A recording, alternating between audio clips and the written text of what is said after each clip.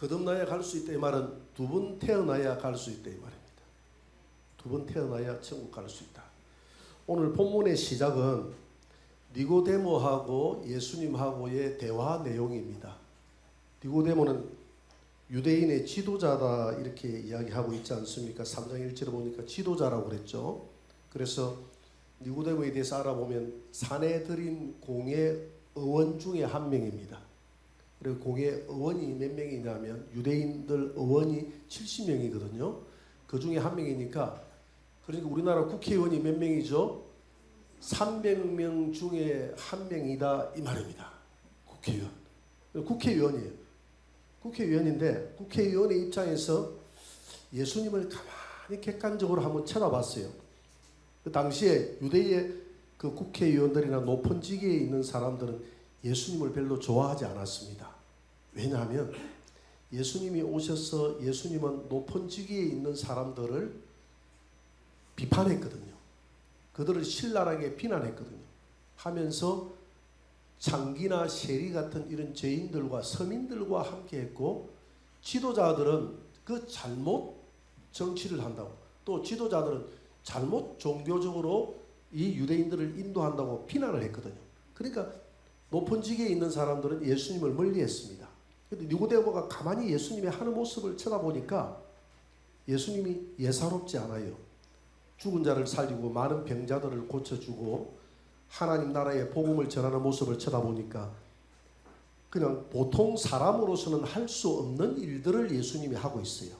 그래서 오늘 본문에 니고데모가 밤에 찾아왔다 이 말은 낮에 사람들의 눈이 무서워서 낮에는 못 찾아온 것입니다. 밤에 찾아와서 묻습니다.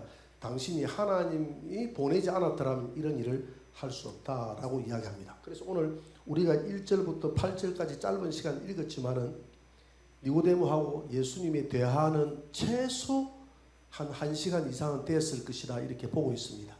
그런데 2절 3절 사이에 빠져있는 내용이 있어요. 무슨 내용이냐면 니고데모의 질문입니다. 어떻게 해야 하나님 나라에 갈 수 있습니까? 라는 이 질문을 예수님에게 던진 것입니다. 그래서 예수님이 3장 3절에서 말하지 않습니까? 진실로 진실로 너에게 말하는데 진실로 이 말을 강조한다 이 말이죠. 사람이 두 번 태어나지 않으면 하나님 나라에 갈 수 없다. 하나님의 자녀가 될 수 없다. 즉 쉽게 이야기해서 천국 갈 수 없다 이 말이거든요. 그래서 니고데모가 3장 4절에서 이렇게 다시 그 말에 대한 답변을 합니다. 다 같이 읽어봅시다. 니고데모가 이르되 사람이 늙으면 어떻게 날 수 있사옵나이까? 두 번째 모세에 들어갔다가 날 수 있사옵나이까? 나이가 늙은데 어떻게 어머니 뱃속에 들어가서 다시 한 번 더 탄생한다는 게 그게 말이 됩니까? 라고 이렇게 묻습니다. 이렇게 묻는데 예수님이 왜 다시 태어나야 하나님 나라에 갈 수 있는가 이렇게 이야기했느냐 하면 요한복음 1장 13절을 한번 봅시다. 그 앞절에 다 같이 시작. 이는 혈통으로나 육정으로나 사람의 뜻으로 나지 아니하고 오직 하나님께로부터 난 자들이니라. 어떤 자들이 하나님께로 난 자들이냐면 영접하는 자. 예수님의 이름을 요한복음 1장 12절에서 보니까 영접하는 여러분들은 하나님의 자녀인데 혈통으로나 육정으로 나지 않고 하나님께로부터 다시 태어났다. 그래서 첫 번째, 두 번 태어나야 천국 간다 했는데 첫 번째 태어난 것은 첫 번째는 부모로부터 태어나는 것이에요. 부모. 이것은 육정으로 태어난 거예요. 육신. 이렇게 태어나는 사람들은 하나님 나라에 못 간다 이 말입니다. 하나님 나라에 못 가고 다 죽는다 이 말입니다. 하나님 나라에 못 간다는 거예요. 다 구원에서 제외된다는 겁니다. 그런데 두 번째 태어난 사람, 한 번 더 태어난 사람, 한 번 더 태어난 사람들은 하나님께로부터 태어난 사람이라고 했거든요. 두 번 태어난 사람. 두 번 태어난 사람들은 성령으로 태어난 사람을 말합니다. 이 사람은 하나님 나라에 갈 수 있다라고 성경은 이야기합니다. 그런데 니고데모는 육으로 태어나는 것은 알겠는데 성령으로 태어나는 것은 정말 이해할 수가 없는 거예요. 어떻게 성령으로 태어나는지 오늘 니고데모는 이해할 수가 없는 것입니다. 로마서 8장 9절에 한번 봅니다. 로마서 8장 9절에 한번 봅시다. 다 같이 시작. 만일 너희 속에 하나님의 영이 거하시면 너희가 육신에 있지 않고 영에 있나니 누구든지 그리스도의 영이 없으면 그리스도의 사람이 아니라. 자, 하나님의 구조를 제가 한번 그려보겠습니다. 하나님이 어떻게 존재하고 계시냐면, 하나님은 먼저 성부 하나님이 존재하고 계십니다. 성부 하나님 안에 예수님은 보혈이니까 빨간색을 해볼게요. 성자 예수님, 그 다음에 성령님은 우리에게 영원한 생명을 주는 거니까 생명의 색깔인 푸른색으로 한번 해볼게요. 안에 성령, 이렇게 삼위일체로 계신 분이 하나님이세요. 그래서 지금 우리를 돕고 계신 분이 성령님인데, 이 성령님은 예수님의 영이기도 하고 성부 하나님의 영이기도 합니다. 그래서 성경에 보니까 이렇게 했어요. 그리스도의 영, 그리스도의 영, 그 다음에 하나님의 영, 성부 하나님의 영, 그 다음에 예수의 영. 이게 성경에 다 나와 있는 말입니다. 예수님의 영, 그 다음에 양자의 영, 우리를 양자 삼으시는 성령님. 이게 다 누구를 가리켜 하는 말입니까? 성령을 두고 하는 말입니다. 이 성령님을 그리스도의 영이다, 하나님의 영이다, 예수의 영이다, 양자의 영이다, 이렇게 표현하는데 성령님을 두고 한 말이다, 이 말입니다. 근데 사람의 구조를 한번 볼까요? 사람의 구조를 보면 사람은 영, 사람은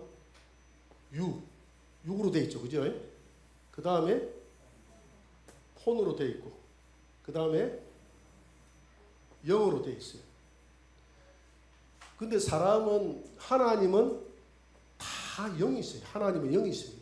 하나님은 영이시기 때문에 사람의 영이 살아야 하나님과 교제할 수 있고 하나님의 자녀가 될 수 있는데, 인간이 범죄하고 난 다음에 성령이 떠나버렸습니다. 성령이 휘리릭 하고 성령이 비둘기 같은 성령이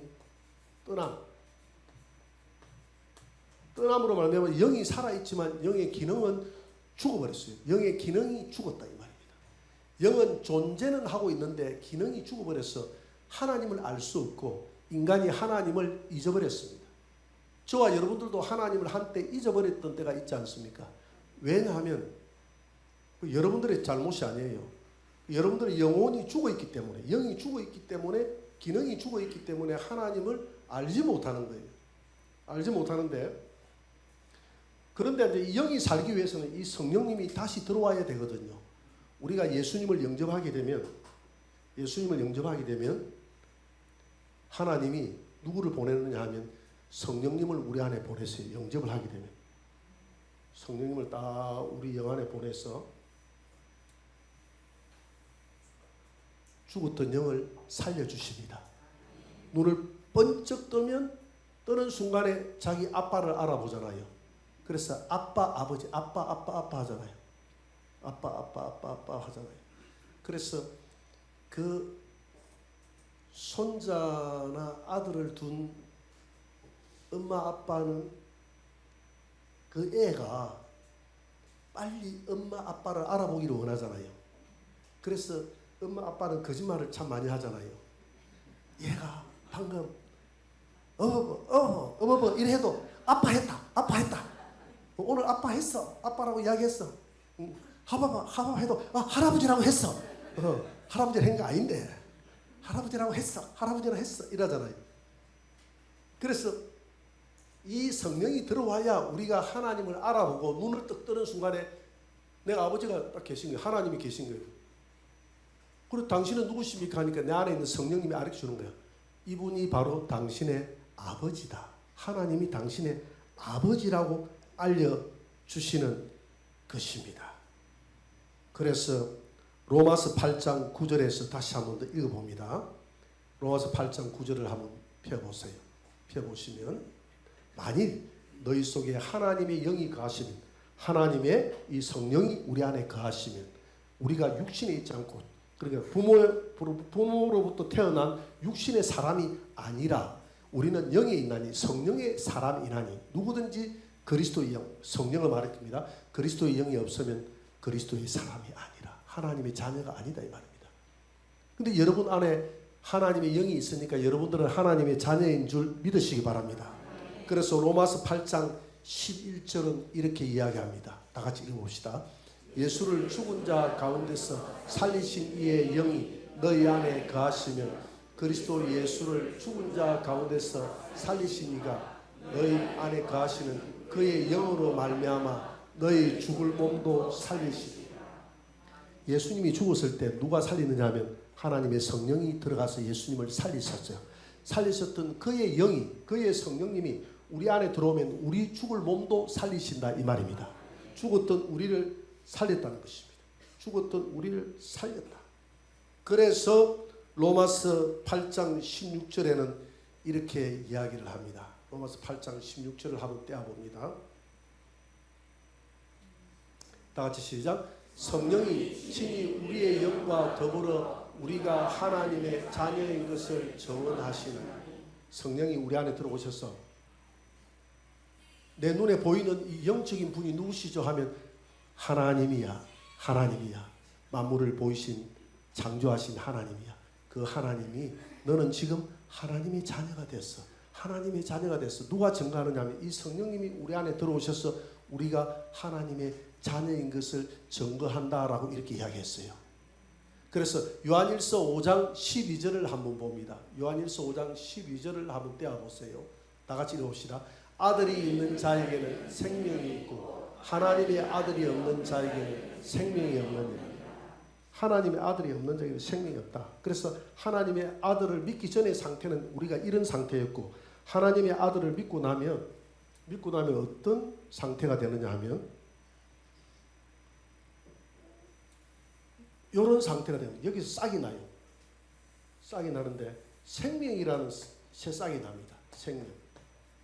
이게 영생이에요. 하나님의 아들을 믿는 자에게는 영생이라는 싹이 난다 이 말입니다. 믿습니까?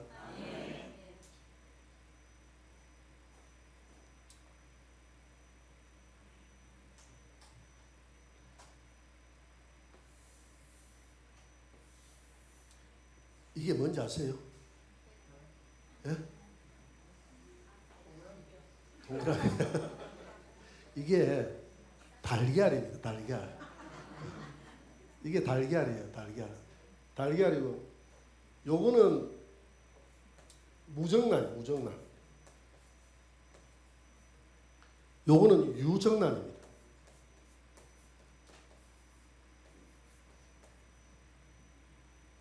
유정란은 여기에 정핵이 있어요. 이것을 배아라고 하는데 이게 씨, 배아, 씨눈, 정핵이라고 하는데 이게 없는 달걀은 백날 품고 있어도 병아리를 깔 수가 없어요. 이게 있어야 병아리를 낳을 수 있다 이 말입니다.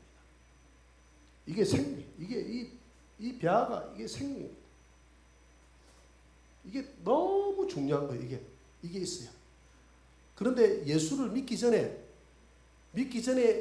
있는 육신의 사람들은 이런 상태예요. 우리는 육신의 첫 번째 탄생한 사람, 육신의 상태에서 전부 다 썩어서 하나님 앞에 심판받고 하나님의 구원에서 다 제외됩니다. 이런 상태예요. 인간이.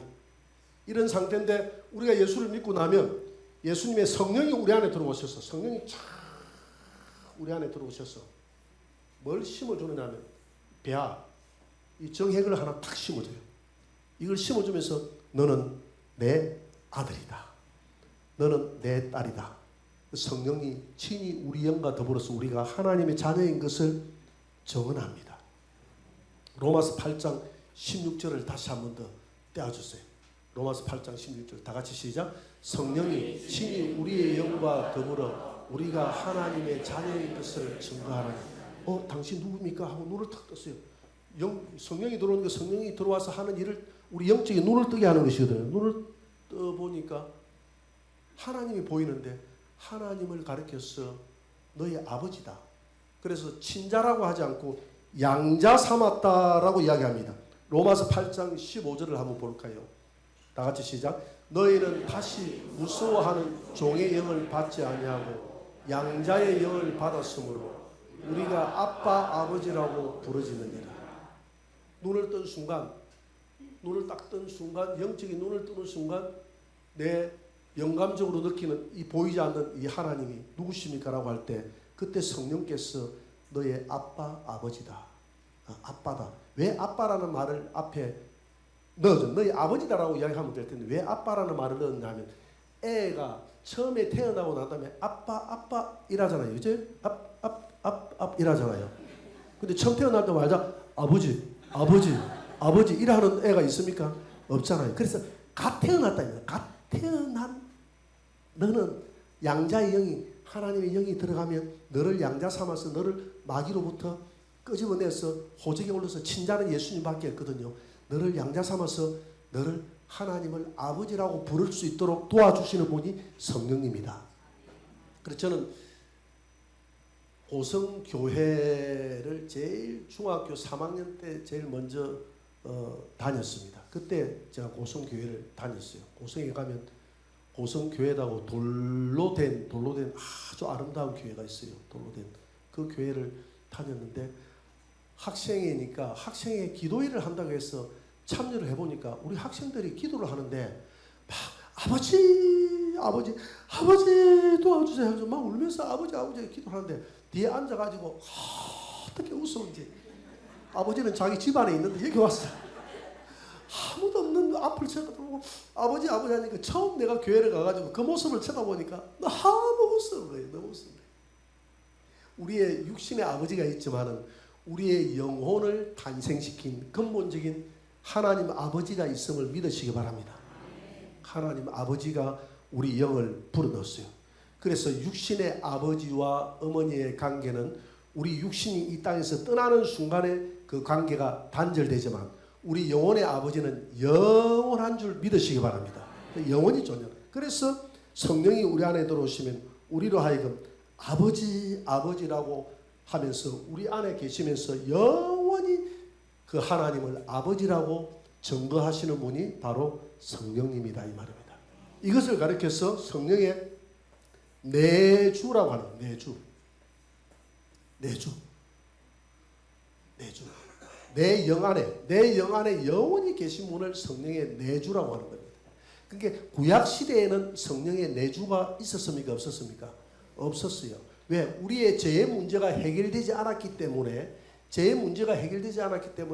하나님이 우리 영 안에 들어온다는 것은 상상을 할 수가 없었습니다. 왜? 육과 혼이 오염되어 있기 때문에 하나님이 우리 영 안에 들어오는 순간에 하나님과 우리 관계가 화목해졌다. 하나님의 자녀가 됐다는 증거인데 구약시대에서는 하나님의 백성, 하나님의 딸 이런 말을 써도 우리가 하나님이 우리 영 안에 거하는 법은 없었습니다. 그래서 구약에는 내주라고 하지 않고 뭐라고 이야기합니까?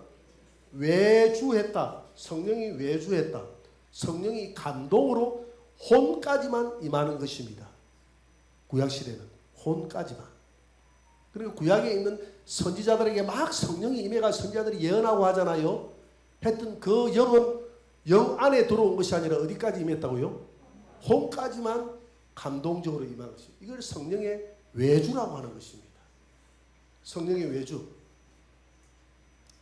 그러면 주님, 내 안에 성령이 들어와서 내가 하나님의 자녀로 거듭났다는 것을 내가 거듭나는 순간이 있을 텐데 그 거듭나는 순간을 알 수 있도록 해주세요라고 하니까 주님이 뭐라고 말씀하시느냐 하면 요한복음 3장 8절에서 이렇게 답변을 하십니다. 요한복음 3장 8절을 한번 떼어보세요. 다 같이 요한복음 3장 8절. 이거는 1장 9절이고 8절 다 같이 시작. 바람이 임의로 불매 내가 그 소리는 들어도 어디서 와서 어디로 가는지 알지 못하나니 성령으로 난 사람도 다 그러하니라. 여러분 지금 우리 이 안에 바람이 불고 있습니까? 안 붑니까? 바람이 있습니다. 바람이라는 것은 공기의 흐름이거든요. 그러니까 여기 지금 공기가 있는 곳에는 미세한 바람이 흐르고 있다는 거예요. 이 안에 바람이 있어요. 근데 바람이 도대체 느끼는데 이게 어디서 불어서 어디로 가는지 미세한 바람은 알 길이 없어요. 태풍 같은 바람은 남쪽에서 부는지 어디에서 부는지 알 수가 있지만 이 바람의 흐름이 어떻게 되는지 평상시에는 느낄 수가 없지만 바람은 존재하고 있다는 겁니다. 마찬가지로 하나님께로 태어난 사람은 이와 같이 바람을 네가 느끼지 못하는 것처럼 네가 거듭났다는 것을 한순간에 하나님이 샥 예수를 믿는 순간에 거듭나게 해버리는데 그 두 번 태어나게 하는 그 과정을 네가 알 수 있다 없다? 없다는 겁니다. 알 수 없다는 거예요. 우리가 어떻게 거듭난다는 그 순간을 캐치할 수 없다는 겁니다. 그러면 어떻게 하면 내가 성령으로 거듭난 자임을 알 수 있느냐? 알 수 있도록 주님이 말씀으로 답을 내놨어요. 말씀으로 답을 내놨는데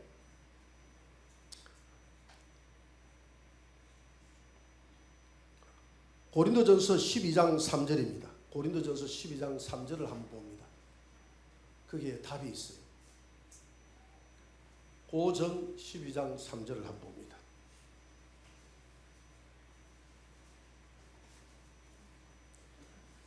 제가 읽어봅니다. 같이 한번 찾을 수 있는 분들은 한번 읽어봅니다. 다 같이. 그러므로 내가 너희에게 알리노니 하나님의 영으로 말하는 자는 누구든지 예수를 저주할 자라 하지 아니하고 또 성령으로 아니하고는 누구든지 예수를 주시라 할 수 없느니라. 성령으로 아니하고는 예수님을 주라고 할 수 없다는 거예요. 여러분 예수님을 주님이라고 고백할 수 있습니까? 그렇다면 여러분 안에 뭐가 있는 것을 확신해도 좋다고요? 성령님이 내주하고 있음을 확신해도 좋습니다. 방언을 말하고 예언을 말한다고 해서 성령이 내주하는 것은 아니에요. 그건 착각입니다. 그건 어디까지나 성령의 외주입니다. 외주. 네가 방언을 말하노니 네는 하나님의 자녀라. 그건 아니에요. 그건 성령의 내주가 없어도 방언을 할 수 있습니까? 없습니까? 있어요. 제가 그런 분을 여러 분 봤습니다. 불교를 믿다가 우리 원주장 선교사님 연합회 집회에 한 왔는데 예수님을 믿는 분도 아니야. 불교를 독실히 믿는 한 번 내가 오보라 해서 왔는데 이분이 방언을 받아가지고 방언을 하는데 청상유수로 얼마나 방언을 잘하는지 방언을 방언을 잘하더라. 그 다음 주에 교회 나왔을게 안 나왔을게?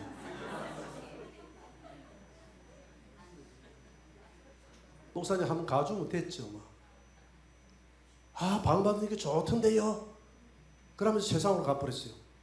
한 번도 그 다음부터 한 번도 교회를 나온 적이 없어. 성령의 내주가 없어도 방언을 말할 수 있어요. 불교에도 방언이 있을까 없을까?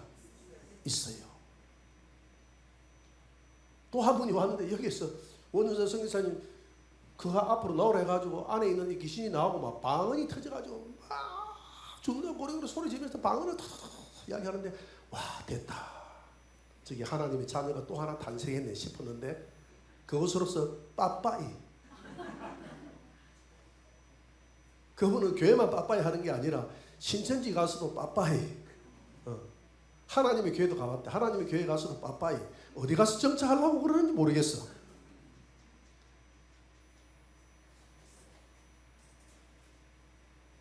방언은 오순절 성령이 임하는 것은 성령의 내주가 아닙니다. 이미 내주한 성령 속에 능력의 옷을 입는 순간이에요. 그래서 성령의 외주를 가리켜서 뭐라고 이야기하느냐 하면 우리가 성령님이 내주할 때 성령님을 모셨다, 예수님을 모셨다고. 당신 예수님을 모셨습니까? 이렇게 하고 아니 모신 적이 없는데요. 그럼 이 시간 기도로 영접합시다. 그러면 예수님 나는 예수님을 나의 주 나의 하나님으로 영접하고 싶습니다. 그러면 예수님이 들어올까요? 안 들어올까요? 진심으로 그분이 영접을 고백했다면 들어왔다는 것을 믿어도 좋습니다. 믿는 순간에 한순간에 내 안에 싹 거듭나게 만들어버려요. 생명의 씨앗이 잉태되는 거예요. 잉태. 이걸 잉태라고 합니다. 생명이 잉태되는 거예요. 시간이 걸리잖아요. 한순간에 싹 새 생명이 잉태가 되는 것입니다. 그런데 외주는 영접한다, 모신다 이런 말을 하지 않습니다. 외주한 성령을 가리켜서 뭐라고 이야기합니까? 너희가 믿을 때에 성령을 받았느냐? 외주, 받았다. 성령을 받았다. 왜냐하면 성령은 파워거든요. 이때 외주는 파워거든요. 파워, 능력을 받았느냐? 그 다음에 위로부터 능력을 입었느냐?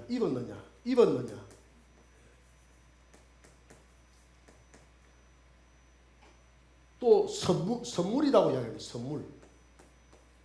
이런 것들은 다 성령의 외주에 한해서 역사하는 것입니다. 그래서 구약 성도들은 구약에 있는 선지자들은 성령을 받았고 입었고 성령을 그들은 선물로 받아가지고 외주하는 그 성령으로 능력을 행했죠. 그런데 이 외주보다도 가장 중요한 것이 성령의 내주가 중요한데 성령의 9가지 열매는 외주한 성도들에게 열리는 것이 아니라 내주한 성도들에게 그 결과로 열리는 것이 성령의 9가지 열매인 것을 믿으시기 바랍니다. 성령의 내주가 없이 성령의 외주만 있다면 이 사람은 비록 방언을 말할지라도 예언을 할지라도 이 사람은 생명이 없다. 여러분 치유라는 것이 신유를 행하고 예언하고 방언하는 것이 타 종교에 있습니다.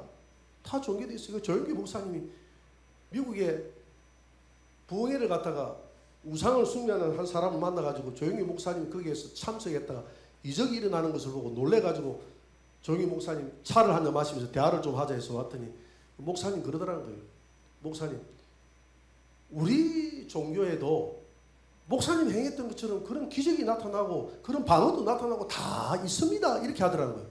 한순간에 조영기 목사님 머리에 갑자기 혼란이 오더라는 거예요. 이게 뭡니까? 이런 일들은 하나님을 믿는 백성에게만 나타나야 되는데 하나님 이걸 어떻게 이해를 해야 되죠? 하는데 그 순간에 성령께서 갑자기 뭐라고 답을 주느냐 하면 저들에게 영원한 생명이 없느니라. 생명이 없다. 내주하시는 생명의 열매가 없다. 외주할 수 있다. 외주로 이런 일을 할 수 있다는 것이죠. 내주하는 생명의 영이 없다. 이 말입니다. 그러므로 성령으로 아니하고는 누구든지 예수를 주시라 할 수 없느니라. 여러분들이 지금 예수님을 지금이라도 나의 주 나의 하나님으로 고백할 수 있습니다 하는 사람은 성령이 내주하고 있음을 믿어도 좋습니다. 방언을 말하기 때문에 내주하고 있다는 것을 믿을 것이 아니라 내가 고백할 수 있기 때문에 내주하고 있음을 믿으시기 바랍니다. 이것이 바로 성경 말씀이에요. 우리는 감정에 의존하지 않고 성경 말씀에 의존하는 줄 믿으시기 바랍니다. 말씀. 근데 안 믿는 사람에게 예수님을 주님이라고 고백해 보세요라고 하면 절대 고백 못합니다. 안 믿는 사람은 절대 고백 못해요. 진심으로 성령이 내주한 사람만 예수님을 나의 주 나의 하나님이라고 고백할 수 있는 겁니다. 그래서 로마서 8장 1절 2절 마지막 절입니다. 한번 봅니다. 다 같이 시작. 그러므로 이제 그리스도 있는 자에게는 결코 정죄함이 없나니 이는 그리스도 예수 안에 있는 생명의 성령의 법이 죄와 사망의 법에서 너를 해방하였습니다. 여러분들을 해방했대요. 그래서 우리는 김신조가 북한에 있을 때는 북한의 법의 적용을 받았잖아요. 그러나 자유민주주의 체계인 대한민국에 오면 북한의 법을 지배받습니까? 안 받습니까? 안 받습니다. 우리가 처음에는 죄와 사망의 법 아래 있었다 이 말입니다. 죄와 사망의 법이 무슨 법입니까? 죄와 사망의 법이 뭐죠? 율법. 이 법 아래 우리가 있어요. 율법 아래 우리는 다 있었습니다.